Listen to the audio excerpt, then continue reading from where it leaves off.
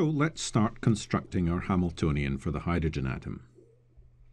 The electron and the proton each have a mass, me for the electron, mp for the proton, and we expect, therefore, that we will have kinetic energy operators for each of these masses. And we will also have potential energy of some kind. Now, we know that the electron and the proton have opposite charges, so they're attracted to one another electrostatically. And that will mean there's a potential energy associated with moving the electron and the proton apart from one another. And we'll come to that term. So, the Hamiltonian, therefore, becomes a sum of three terms. This is the kinetic energy operator for the electron. This is the one for the proton. And we have some potential energy that depends on the separation of the electron and the proton. So these here are the position vectors for the electron and the proton, and this modulus here of the difference between these position vectors is just the distance between the electron coordinates and the proton coordinates. And for an electrostatic potential in ordinary free space, that potential only depends on the magnitude of the separation of the two particles. And here, of course, this del squared E refers to the del squared with respect to the electron coordinates, and similarly for del squared P, it will refer to the del squared with respect to the proton coordinates. And this Re, the position vector for the electron, of course we can write it in terms of components if we want to, in the x, y, and z directions, and that's the position vector of the electron coordinates. And similarly for the position vector of the proton coordinates. Now, as I said, the Coulomb potential energy, the potential energy resulting from the electrostatic attraction between the negative electron and the positive proton, only depends on the separation distance between the electron and the proton, and that's this modulus of vector Re minus vector Rp. And the answer to that Coulomb potential energy is that the potential energy is proportional to 1 over the separation, and with a minus sign in here. So the closer these particles get, the more negative the potential energy is. We've chosen the origin of the potential energy to be such that there would be zero potential energy associated with the electron and the proton if they were infinitely far apart. As the electron moves towards the proton, it's sort of running downhill towards the proton, as it were. It's losing energy, so the potential energy is negative. It would take energy to pull the electron away from the proton, and that's why this energy is negative. This here, epsilon naught, is what's nowadays called the electric constant, or it used to be called the dielectric constant of free space, and it's just a dimensioning constant to get our units right here. But the essence is we have an attraction that's proportional to the product of the magnitude of the two charges, both of which are the electronic charge E on the electron and the proton, one positive and one negative, divided by the separation distance between them, and with some constants here to get the dimensions right, given the system of units we use. This is the version of this equation if we're working in the modern SI units. As we said, this depends on the distance between the electron and the proton coordinates, and that is important in simplifying the solution, that it's only dependent on the distance between them and not on the absolute position of either the electron or the proton. Note it's only the separation between these two vectors that matters, not the absolute position vectors of either of them. So now the Schrödinger equation can be written quite explicitly in this form. It looks a little frightening, but we have the electron kinetic energy here, we have the proton kinetic energy here, we have the Coulomb potential energy here, and then we've written our wave function as a function of all 6 coordinates on the left here and on the right. And because we're looking for energy eigensolutions, we've written this as an eigenequation with the energy we're presumably going to figure out in here. To deal with this problem, we want to break it up into more manageable parts, rather than just trying to solve a 6-dimensional wave equation. We do this by an intelligent choice of coordinate systems, or equivalently, an intelligent choice of variables. and by separating the resulting differential equation. There are two questions in the choice of coordinate systems or variables. The first question is the coordinates of what? With a single particle, it was obvious to choose that particle's coordinates. With two particles, we might want to choose the separate coordinates of the individual particles. In fact, the problem does not separate conveniently if we do that. We will choose instead what are called center of mass coordinates, and we'll explain what we mean by that. The second question is, what mathematical axes should we choose? For a problem with spherical symmetry like the hydrogen atom, we could make an intelligent guess that the problem would be simpler using spherical polar coordinates rather than the simple Cartesian ones, and that is what we will choose. So let's see how we do this. So let's start to construct our center of mass coordinates that we're going to use to solve this problem. The potential here is only a function of the separation between the electron and the proton, as we've said. And that means that we could usefully choose a new set of 6 coordinates, in which 3 are the relative positions of the electron and the proton. So we could define a new x coordinate mathematically that is the difference between the electron x coordinate and the proton x coordinate. And similarly for y and z coordinates. So we've got a new x, y, and z that express the relative position of the electron and the proton. And hence we have a relative position vector, if we like, r, which is x times I, y times j, and z times k, where these are the usual unit vectors in the x, y, and z directions. And from this, of course, we can obtain that this distance between the electron and the proton is just a square root of the sum of the squares of these coordinates, which is the same thing as this separation we previously wrote down in this form. What should we choose for the other 3 coordinates? We have to deal with 6 of them. We've chosen these 3 as the first 3 we're going to work with, but what are we going to choose for the other 3? Experience with related classical problems, such as a moon orbiting a planet under gravitational attraction, tells us that the position of the center of mass of the moon and the planet is not affected by the orbit of the moon around the planet. Each of them executes an orbit about the center of mass, and we're going to look for a similar approach here. So here's our planet and here's our moon. You might think the moon just goes around the planet and the planet stays fixed. Actually, that's not what happens. The moon and the planet go in slightly opposite directions here, and it's the center of mass between the two of them that remains fixed. This would be obvious if the planet and the moon were of rather similar masses. If they were the same mass, they would actually orbit round about one another like that. And if this one's a bit heavier, then this one doesn't move as much as the other one.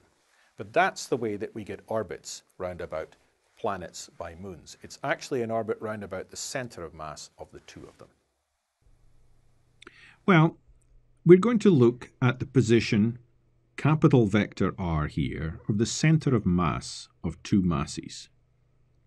So that is the same as the balance point of a lightweight beam. So imagine we had a beam here with 2 masses on opposite ends. And so that balance point is the weighted average of the positions of the 2 individual masses.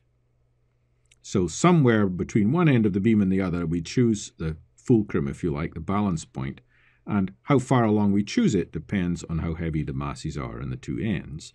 And the answer to that would be that we would choose it at this position. So we've got a weighted average of the electron coordinate position and the proton coordinate position, weighted by the relative amount of mass for the electron compared to the total mass and the relative amount of mass of the proton compared to the total mass. So that total mass, capital M, is just the sum of the electron and the proton masses.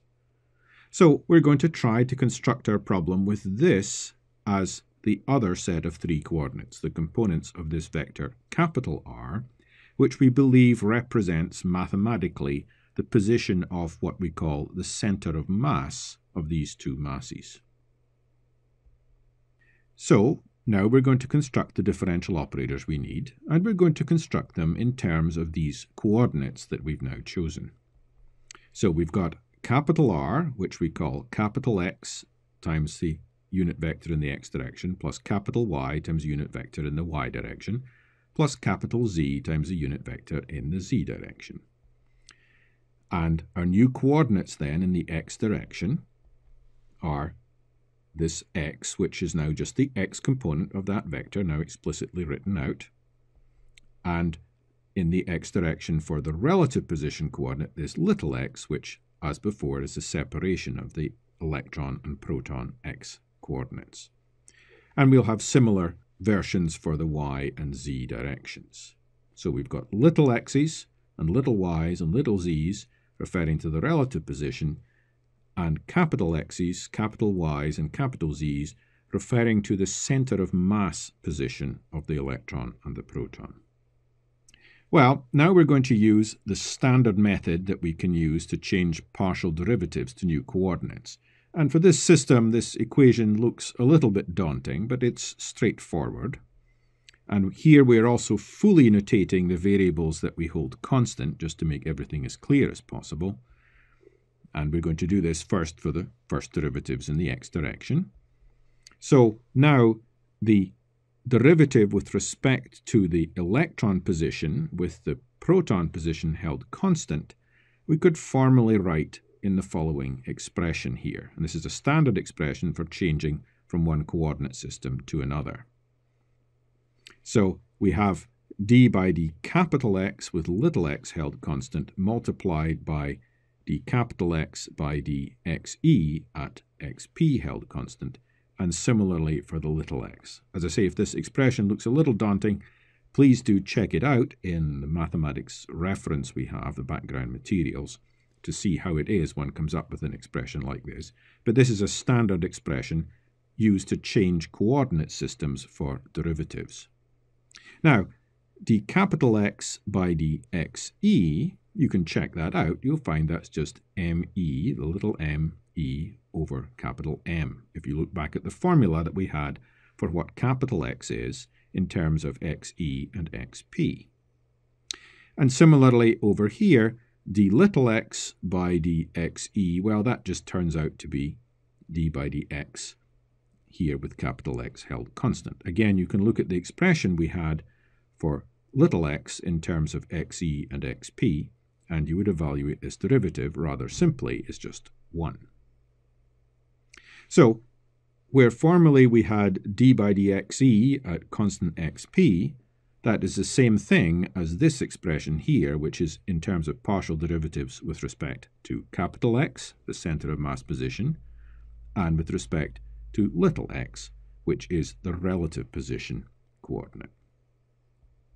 And similarly, we can write for what used to be d by dxp at xe held constant.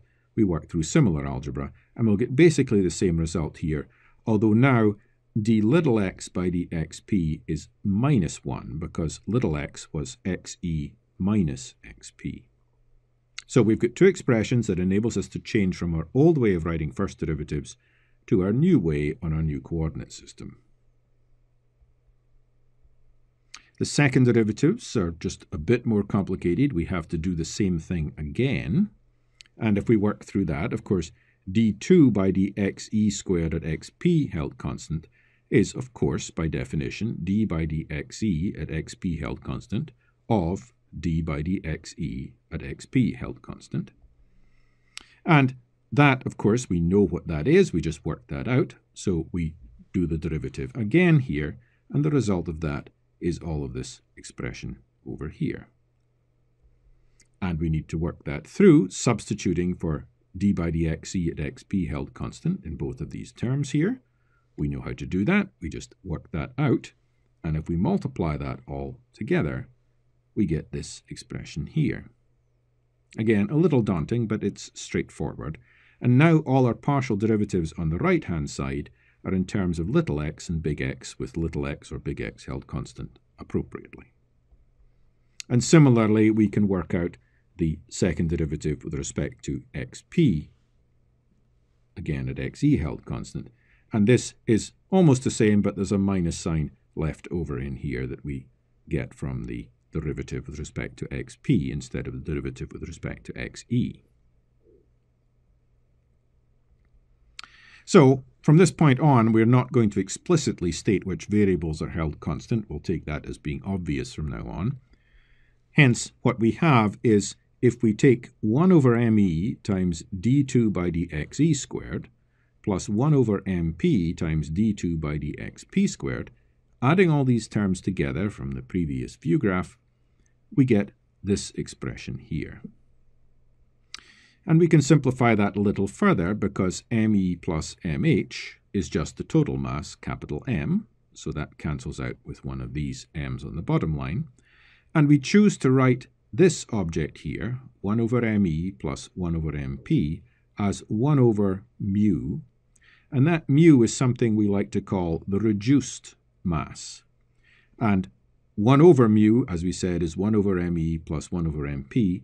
Or if you do a little algebra, you can see, therefore, that mu is equal to me mp over me plus mp. Because the proton is very much heavier than the electron, this is almost the electron mass.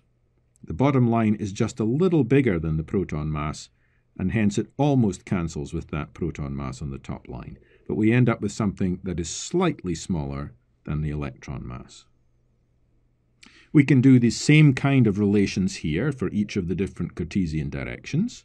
And so if we define del squared capital R as this here, d2 by d capital X squared plus d2 by d capital Y squared plus d2 by d capital Z squared, and similarly del squared with little r here as this expression with second derivatives with respect to little x, little y, and little z, we can write the Hamiltonian in a new form with these center of mass coordinates. And it becomes this rather simple expression now. So previously we had kinetic energy operators for the electron and for the proton. Now we have new kinds of kinetic energy operators, one with respect to the total mass and the center of mass position, and the other with respect to what we call the reduced mass and the relative position of the electron and the proton. And of course, this vector r in here is just the relative vector between the electron and the proton. And this allows us to separate our problem into two separate three-dimensional problems. So to separate the six-dimensional differential equation using these coordinates, we next presume that we can write our wave function as a product of two three-dimensional wave functions. So this one, capital S of capital R, is something associated with the center of mass motion, and this one, u of little r, is something associated with the relative motion of the electron and the proton. Now, as always when we propose these kinds of separations, this is just an intelligent guess. We don't know that we're going to be able to solve the problem using this proposed form, but we follow through and see if it works. And if it works, because of the uniqueness of solutions to differential equations, then it has to be right. But we justify it at the end, or in Latin, a posteriori, and so we start with this and see if we can get it to work. So we substitute this form into our Schrödinger equation with our Hamiltonian that we've just written down, and we therefore obtain this equation. So it might look a little complicated, but it's essentially straightforward. We've got minus u of r h bar squared over 2m. So that's from the minus h bar squared over 2m and the u of r from here. But the del squared capital R doesn't do anything to the u of little r, so we can bring it out the front. But we are left with del squared of capital S of capital R. And similarly, this part of the Hamiltonian only really operates with little r, so we can bring the S of capital R out here and leave ourselves with this part of the Hamiltonian operating on u of little r. And on the right, we've got our energy times the total wave function. So with this equation here, if we divide by the wave function, the total wave function, and move some terms around, then we can get it into this form. So on the left here, we have all of this, which you'll notice only depends on capital R. And on the right, we have all of these terms, which you'll notice only depend on little r. So As I said, the left-hand side depends only on capital R, the right-hand side depends only on little r, so both must equal a separation constant. This only depends on one variable, this only depends on the other. And that separation constant we can call E center of mass, or COM, and we put that mathematically on the right-hand side here. Hence, we have two separated equations. We have this equation, minus h bar squared over 2 capital M, the del squared with respect to capital R of S of capital R is equal to some energy, E COM, times S of capital R. And our other equation with EH equal to the total energy minus E center of mass. It's a simple rearrangement we've done to get to that form. So we have two equations, each of which is only in 3 coordinates. And this one is the center of mass motion equation, and this one is the relative motion equation. And we can now solve these separately. This one is really easy to solve. If you look at this equation, it's basically a Schrödinger equation for a particle of mass m in free space. And that has very simple solutions that we know. It's somewhat tricky to normalize them, but we don't need to do that at this point. So these solutions here, e to the I capital K dot capital R, are solutions of this equation. And the eigenenergies associated with those are just h bar squared capital K squared over 2m. So this is exactly like the equation we've had before for an electron in free space, but now we're doing it for a particle of mass capital M. So this is the center of mass motion equation for the entire hydrogen atom. The hydrogen atom has to be able to move about like a particle, so it has an equation that allows it to do that and to describe it.